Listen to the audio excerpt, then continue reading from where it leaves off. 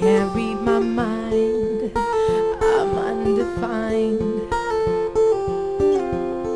I'm just beginning, the pen's in my hand, ending unplanned, staring at the blank page before you.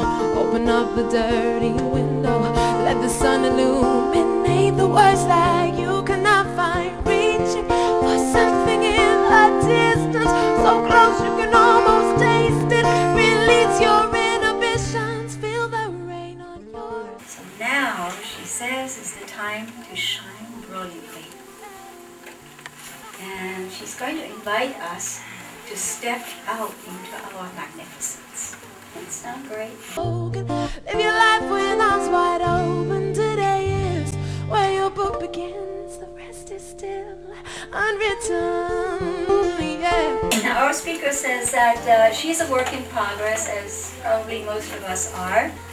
She's a career journalist, which blows my mind, the people that she's interviewed. 23 years worth of experience in that. Among them, Ben and Jerry, my personal favorite. Shirley MacLaine, Ram Dass, Michael Beckwith, Jack Canfield, all of the Chicken Soup series, Marianne Williamson, Sark, Bernie Siegel, and get this, who gets this? His Holiness the Dalai Lama, our goddess, and a social worker. Near and dear to my heart right now, today, is that she has birthed her first bestseller, and I was so privileged to read it. I'll tell you, another chapter, another story, and each one of them seemed to speak to me in a moment when I really needed that message. It's an awesome book. I absolutely adore it. So I read this cover to cover, including the credits. I was like, really? Very rarely do that. Bliss Mistress herself,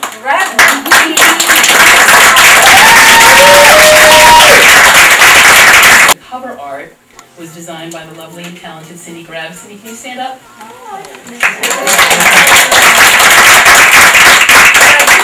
I didn't design it. That was Edie's vision, and I just put it on paper.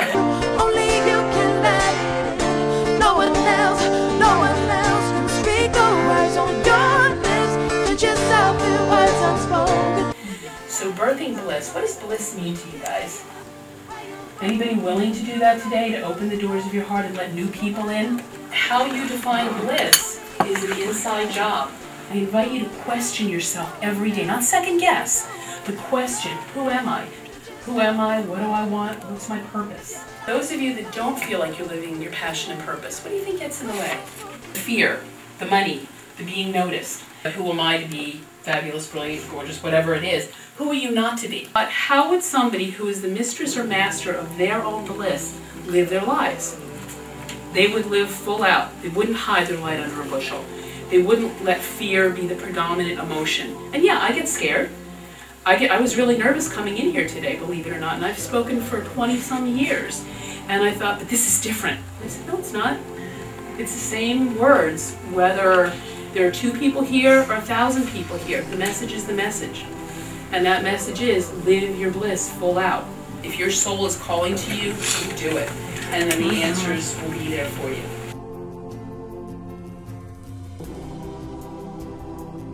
It says love, spice for living, net weight, immeasurable. And there's a story on the side, and it talks about the ingredients, everything from faithfulness and gentleness to goodness and joy and kindness and patience and peace, all that good stuff.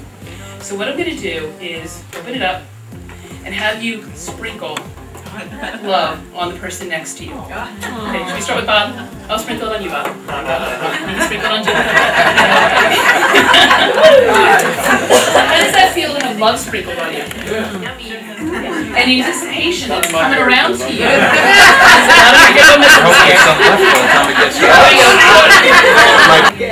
A rocket? I went out and they bought a cello. So it actually sounds good. I never heard you hasn't yet. And it does. It makes me cry when you get to say that I played cello. But I'm doing it anyway. Yeah. I really appreciate, you saying that, and I look forward to doing that with each other, and, thanks for kind of opening the gate.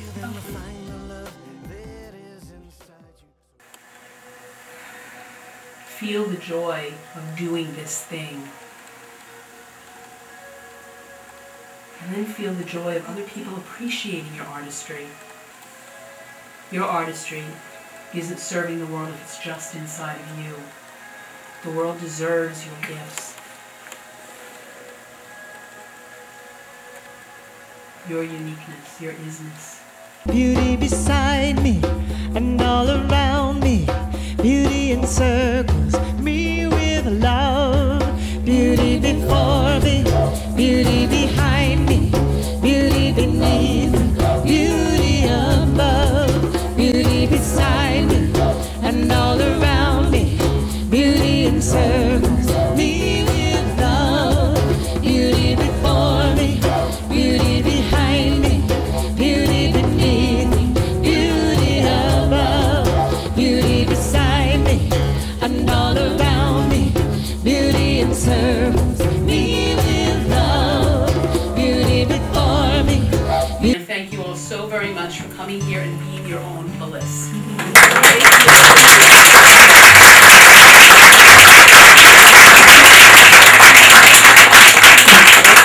I thank Edie for bringing that consciousness to the world about being our bliss and immersing ourselves in it. This lady has been in my life, although she doesn't know that, since she was the owner of Vision.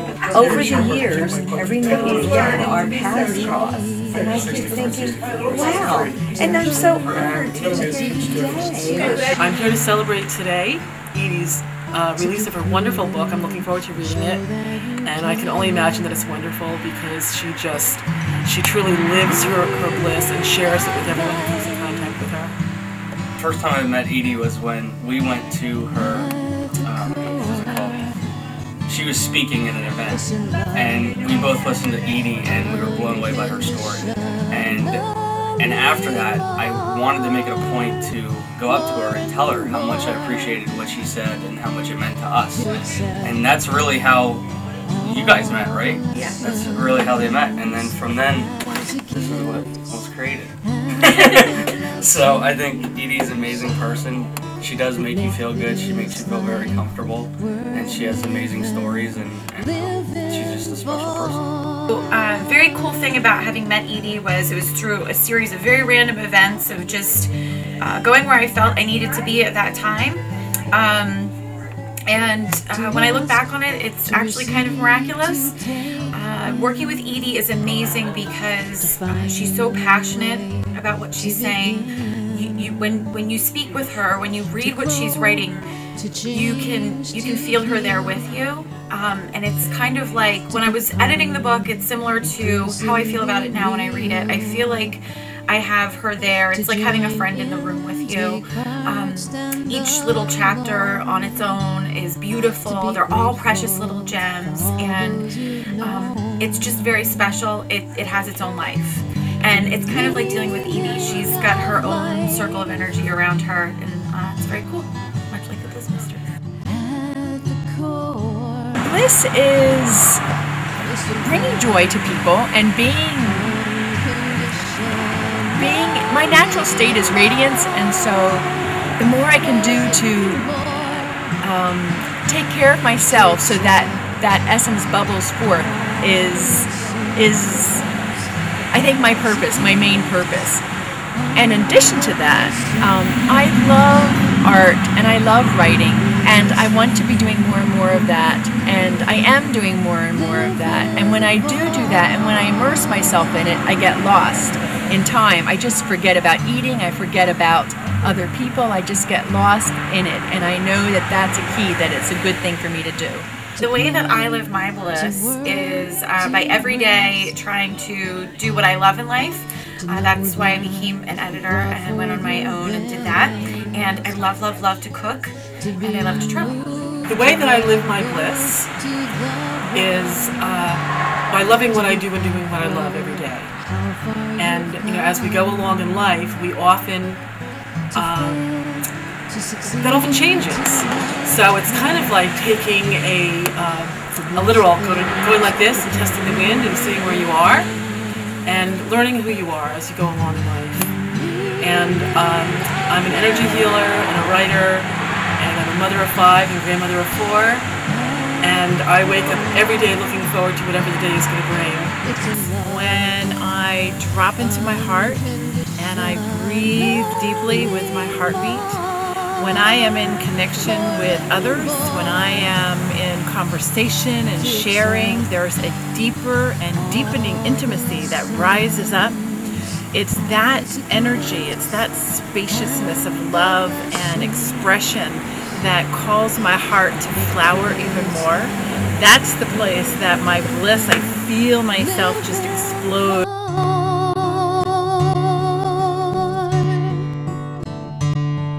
You have made my life worth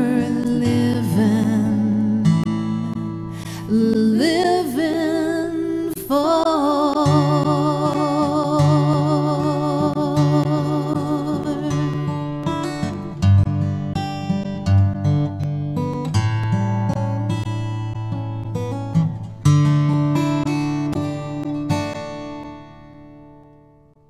I'll see it when I believe it. It's the law of the land. I'll see it when I believe it. It's so simple to understand. Oh, it's so simple to understand. Out in the desert, the land looks very dry. Not a drop of water on the earth nor in the sky. Still there are trees that grow in this place. This put a smile on a faithful man's face. He said, if there are trees, then water must be near. So I will dig a well, yes, I'll dig it right here. Soon at the bottom, water ran through. If not for this man's faith, this would not have been true. I'll see it when I believe it. It's the law of the land. Oh, I'll see it when I believe it. It's so simple to understand. Oh, it's so simple to understand.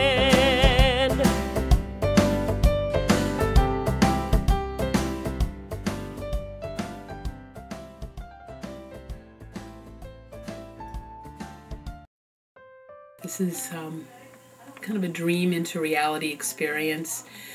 Just published my very first bestseller, I'm calling it, The Bliss Mistress Guide to Transforming the Ordinary into the Extraordinary. And when people ask me how long it took to write the book, I say only 53 years, because it's a distillation of my life. Just like all of our books, in quotes, are the distillation of our life experiences. They're stories. The genre that I like to think of is the chicken soup for the soul genre, anecdotes that allow people to come along the journey with me, because all of our journeys, whether we have the same life experience or not, have similarities. They're all about love and loss. They're about change. They're about taking risks, about being vulnerable, about jumping into our joy, because most of us are taught that joy or bliss is something out there. And what I invite people to do by reading the book is find a way to acknowledge the joy within, the bliss within, to, in a sense, BYOB, be your own bliss. So imagine what your life would be like if you were willing to do that. If you were willing to say, I deserve bliss, it's my birthright, I allow for it in my life, I welcome it. And then it's about defining what bliss means for you. For some people, bliss is jumping up and down, excited, like a kid on a pogo stick. And we've all had those experiences. For some people, bliss is very still and silent. It's about going within and recognizing the divinity that lives within each one of us.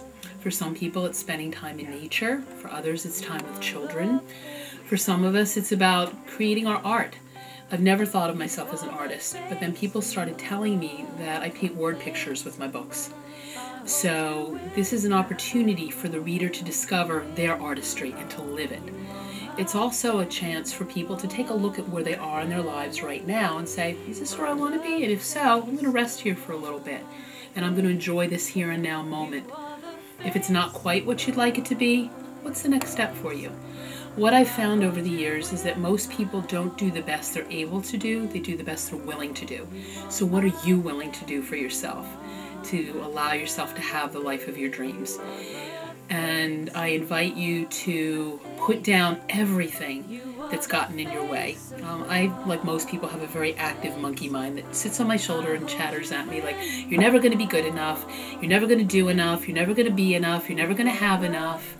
What were you thinking writing this book? Who says you could do this? And I've been able to tempt the monkey, at least distract her for a little bit with banana. And the banana could be a reminder that, I wouldn't have been able to do this if I didn't have the desire and the ability. For those of you who be watching this, you might ask yourself that question: what is your monkey mind telling you? And what do you need to do to distract it from keeping you awake at night worrying about all the shoulda, woulda, couldas and all the what ifs and if onlys? So that's one thing that the book can do with you. And I think of it as a joint journey. This book isn't just me. It's about relationship. So many of the people in my life are in this book. The cover art was designed by my wonderfully talented friend Cindy Greb. And I don't know if you can see it, but it's a butterfly with a goddess body in the middle.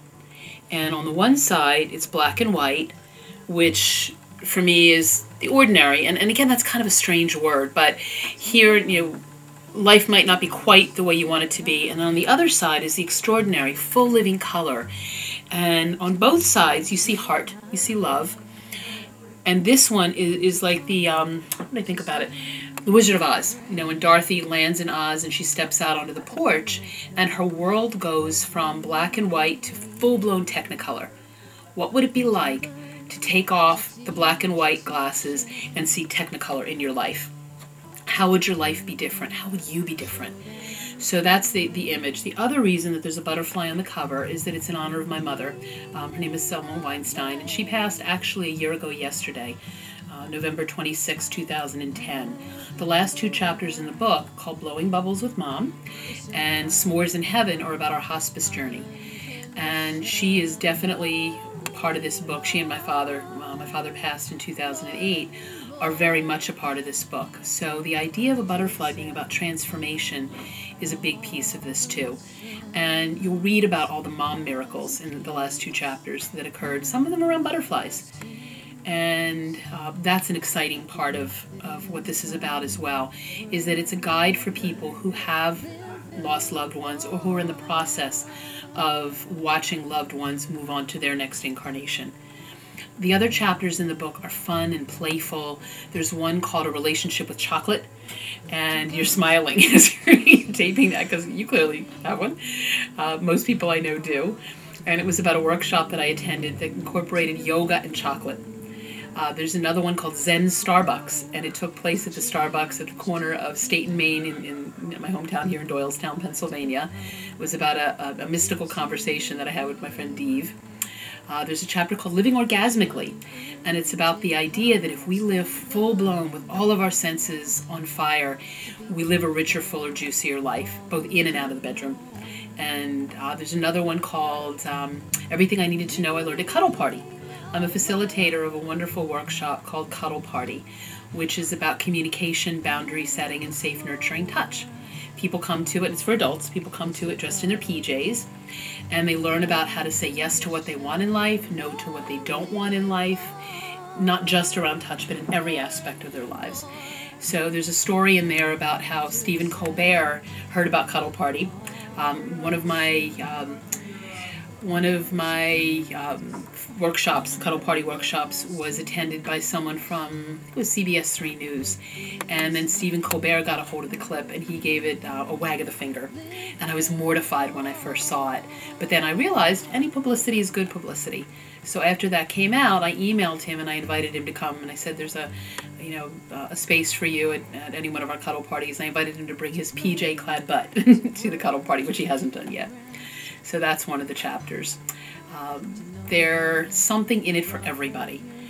The demographic really surprised me. Initially, what I thought was that women my age, women in their 50s, would be the ones most drawn to the book. I've gotten emails from a 90-year-old grandmother, a 30-year-old father of 3 in the financial industry. People that know me, people that don't know me, have read the book and said, this is amazing, I feel like I know you, even if I don't.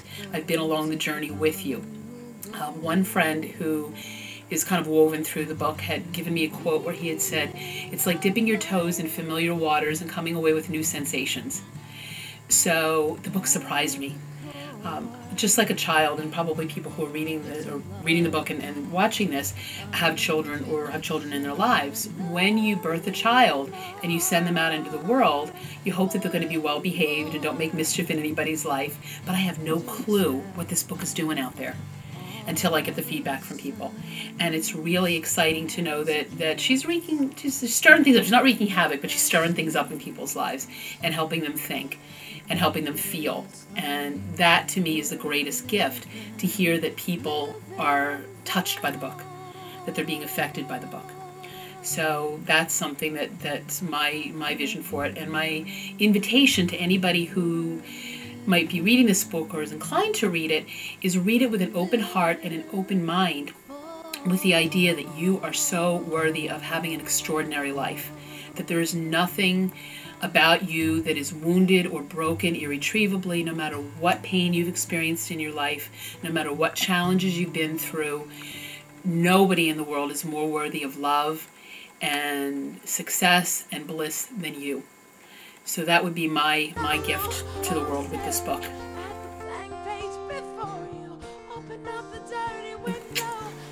Many blessings and blessings to you.